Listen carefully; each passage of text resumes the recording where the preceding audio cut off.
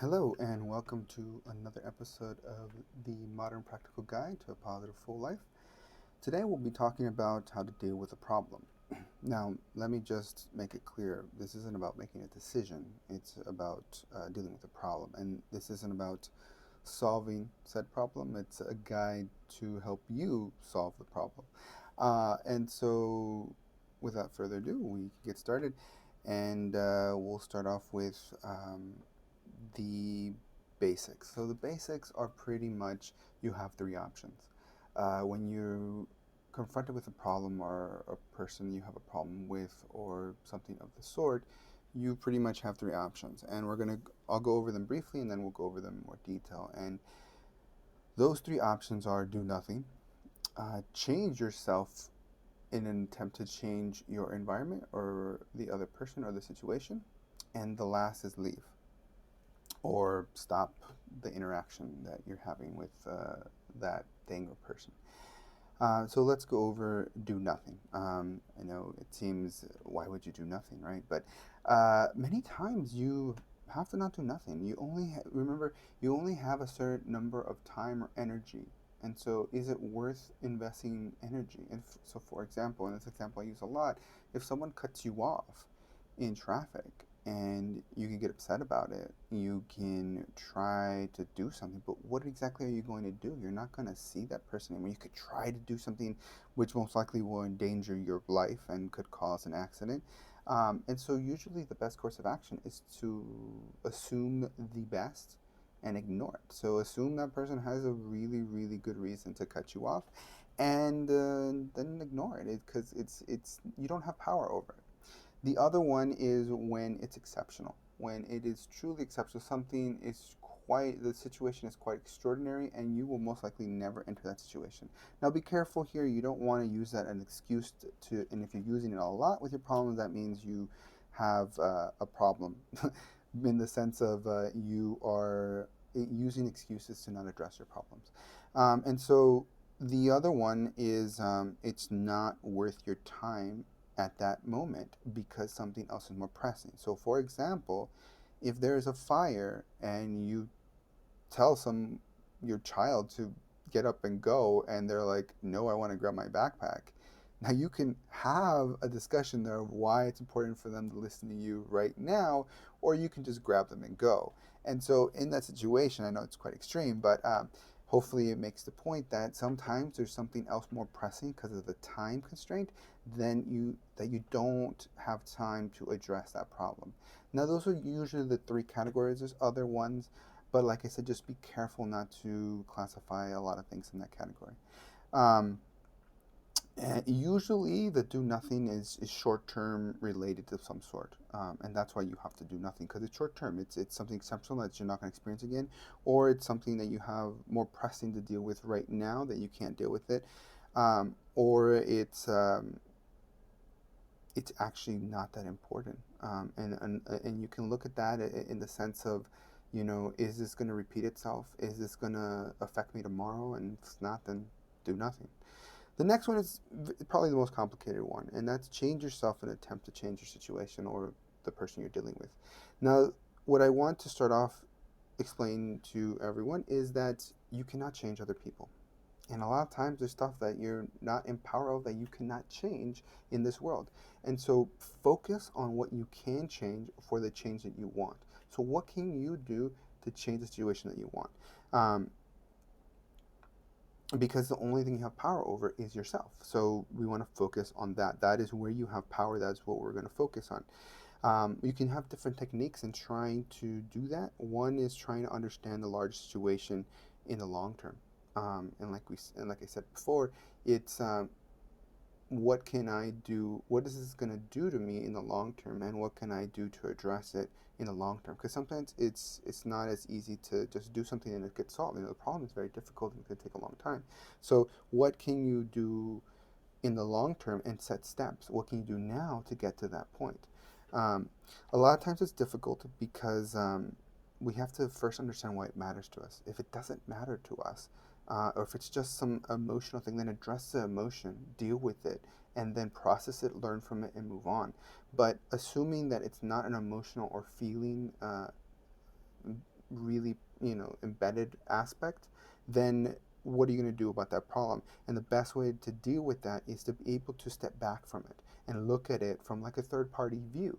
And that will allow you to understand the other person's perspective or understand a different perspective. Maybe you're coming off as something you don't want to come off to, which is hindering the problem or making it worse. And so stepping back and making sure there's no emotional feeling attached to it is a very important step to do first. Um, and you have to address that first. You can't deal with the problem before you deal with the emotional distress that it's causing you.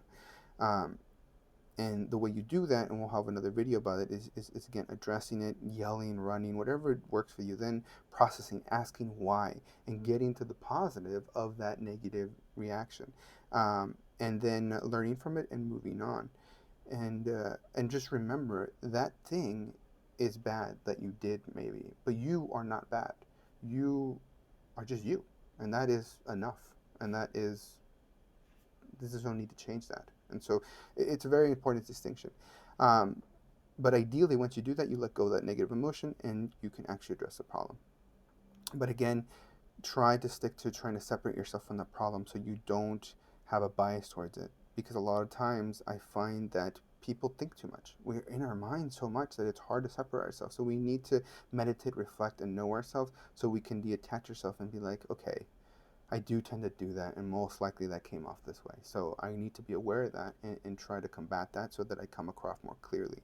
Try to understand the problem.